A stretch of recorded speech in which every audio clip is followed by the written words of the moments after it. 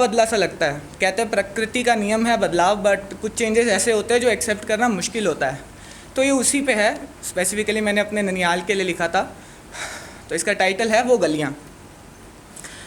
वो गलियाँ अब शांत हो चुकी हैं, उन गलियों में अब शोर नहीं होता। जहाँ हर शाम पार्क में ओलंपिक सा माहौल होता था, पूरी दोपहर भी बस शाम का इंतज़ार होता था। कभी पूरा दिन जहाँ बवंडर सा आलम रहता था, आज वो गलियाँ समंदर सी शांत हो गई हैं। पार्क के सामने वाले घर में वो दादाजी आज भी रहते हैं, जो कल तक हमें खूब डांट लगाते थे। आज कितने शीशे और गमले तोड़े हमने, रोज़ हिसाब बताते थे। आज वो इंतज़ार करते हैं शोर मचाने वाले उन बच्चों का, जिनमें से आधे बड़े शहर और बाकी बड़े देश चले गए हैं, और जो रह गए हैं उन्हें भी काम से फुर्सत नहीं है।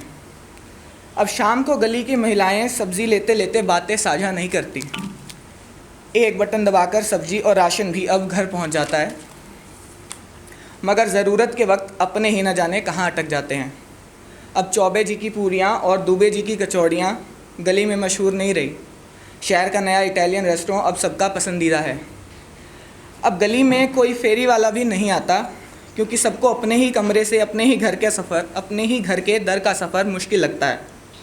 शर्मा जी नहीं जानते कि सामने वाले मेहता जी 3 महीनों से अस्पताल में भर्ती हैं, और वर्मा जी नहीं पता कि उनके सबसे करीबी सिंह साहब शहर छोड़कर गांव वापस जा रहे हैं।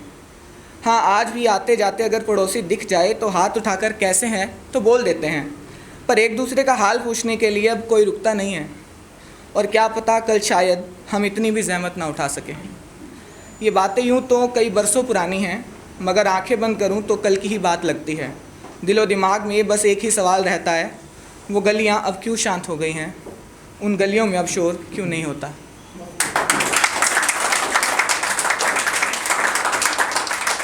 Thank you guys.